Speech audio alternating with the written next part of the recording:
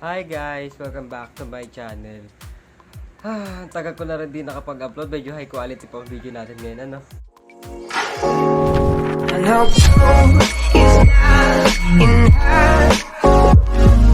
Kasi nagpalit na po ako ng cellphone.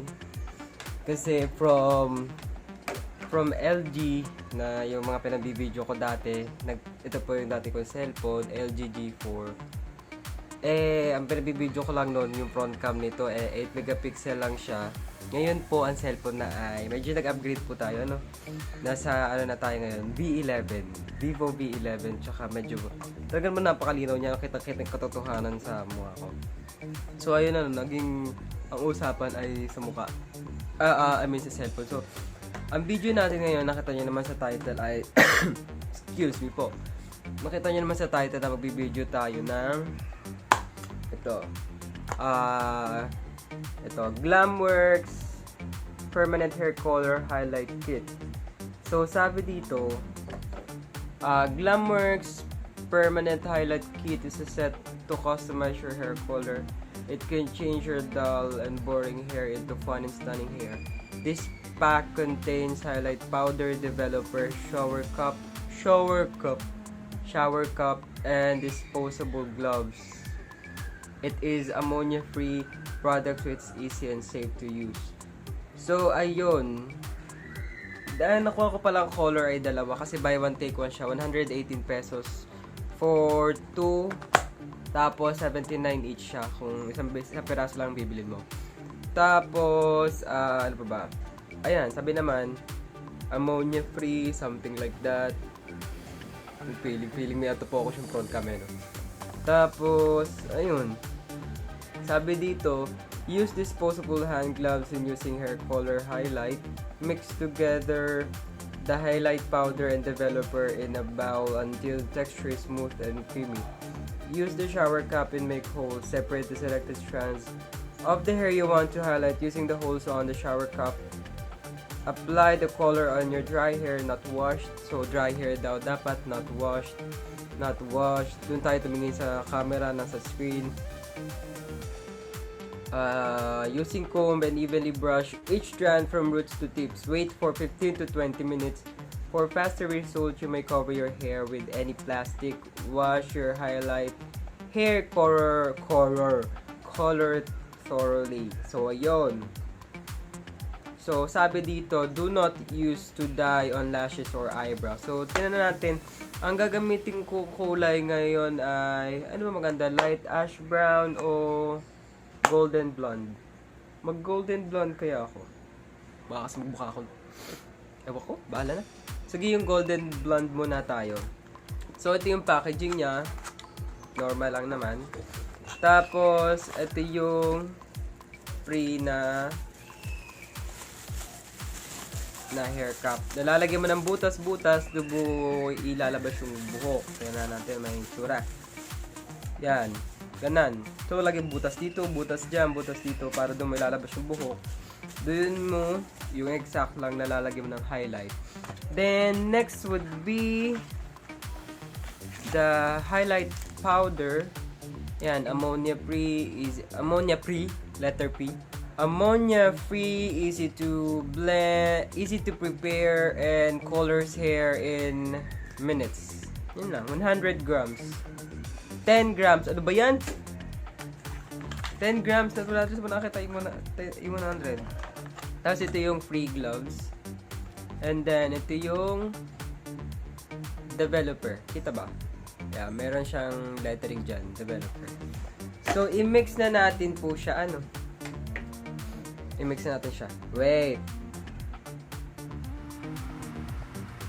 So, ayan guys. Binuksan ko na po yung powder. Medyo may pagkakulay yellow siya. Ayan natin ko na itsura niya.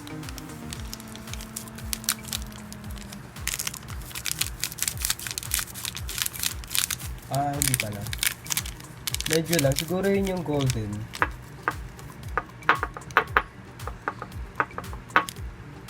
Now, it's time for the developer.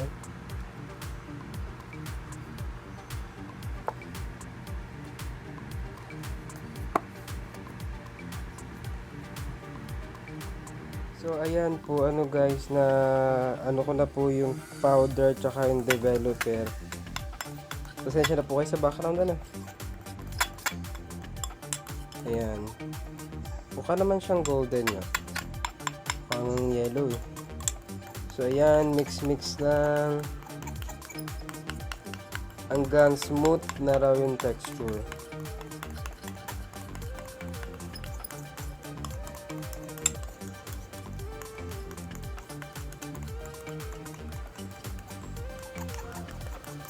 Okay, tapusin lang ko po muna ito pag i-mix yan. I'll be back. So, ayan guys. Na-mix ko na siya. Ito na itsura niya. Yan. Tapos, sa amoy naman niya. Typical na amoy na papakulay ng buhok. Yung usual na amoy gas. Joke. Di naman ganun katapang. Ayos lang. Sariling sikap po ang pagbubuta. So, kayo po ang bahala kung saan nyo gusto yung part na may highlight. Ako kung saan-saan na lang po. Basta mabutasan ko lang. So, ayan ano po. Butasan natin to. Yan. Kung saan na natin siya mabutasan, di ba? Ayun guys. Nabutasan ko na po siya. Susuot na lang natin. Ano ba magandang iharap dito? Ito na lang.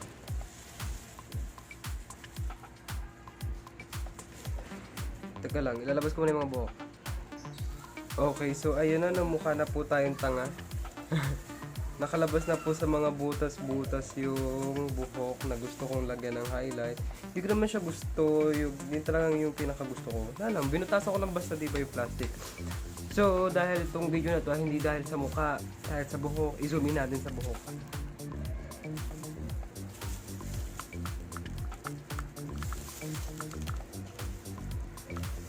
Yan, lagyan na po natin siya. Ito yung solution. Yan, i-apply na po natin siya. Paalala lang po ulit, ang kulay ay golden brown. Golden blonde pala, sorry. Yan.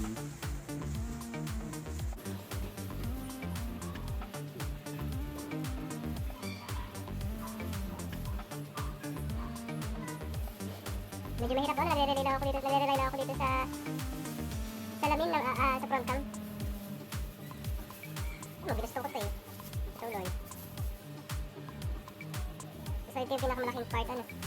So gusto ko magkaroon ng highlight. Itong part na to.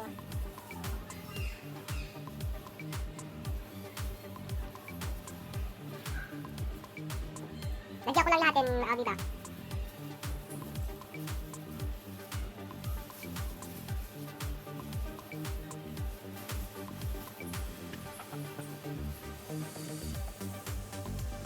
So ayan guys, ayusin natin to. Yun guys, fully coated na po lahat. Ano po? Lahat itong nilabas ko sa butas. So ayan, ang sabi dun sa instruction, you have to wait for at least 15 to 20 minutes. And then, for faster result, you may cover your hair with any plastic. So kailangan daw, kung mas gusto mo lang naman, takpan ulit ng plastic. So, ayun. Sige, takpan natin ng na iba pang plastic. So, magupit tayo ng plastic labo at takpan natin. So, ito po ang plastic labo. Tapos, takpan natin. Yan. Tapos, takpan natin siya. Diba? Para-paraan. Wala na akong shower cup eh. Dito na lang. So, ayan. So, ang sabi, 15 to 20 minutes. So, hindi magantay tayo ng 15 to 20 minutes and I'll be back. And hugasan ko na rin siya. So, maliligo na ako pagkatapos ng 15 to 20 minutes and papakita ko yung result. Bye! I'll be back. Hindi ba? I'll be back. Mukhaan po akong kerat sa plastic. Naka 20 minutes na po at ayan o, medyo halatang ng kumukulay talaga siya. Parang kinakabahan ako. Parang ganyan yata talaga yung kalalabas na kulay. Shemay. Sige na.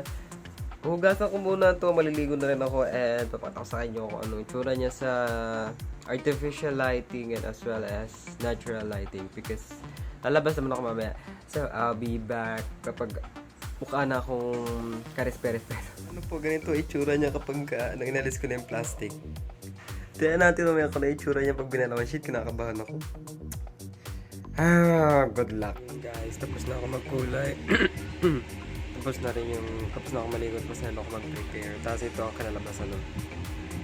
Yan. So, hindi ko naman in-expect na ganito ka-vivid yung kulay niya. Sobrang vivid ng kulay niya. Kasi diba syempre sa highlight, expect mo na parang sobrang sheer lang, ganun ba yung... Pero sobrang vivid niya. Parang pwede na siyang pang-blend ng buong hair. Madami-dami lang yun. So, ayun, overall thoughts dito sa pangkulay na to. Maganda siya actually. 79 pesos alone sa isang peraso. Pwede na siya, mura na siya. 75 yata, 79. Tapos, pag buy one take one, 118 pesos. So, mura na siya, diba? So, grab na kayo. Mura lang. Tapos, marami siyang range din ng colors. Yung dalawa lang talaga kinuha ko. Hindi ko na matandaan yung ibang kulay. Pero maganda siya. Ito siya ay natural lighting, tapos ito siya in daylight. Hi guys, so ito itsura niya outside. Hindi mo outside, pero ito siya natural lighting. Diba? Yeah. And it's been 1 week. It's been a week na nung nagkulay ako. Ito yung kulay na niya.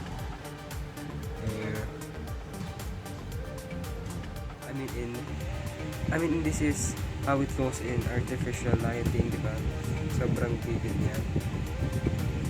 So yun guys, thank you so much for watching. Please like this video if you enjoyed. Please subscribe if you haven't already. And follow nyo ako sa mga social media ko. Will be linked down below.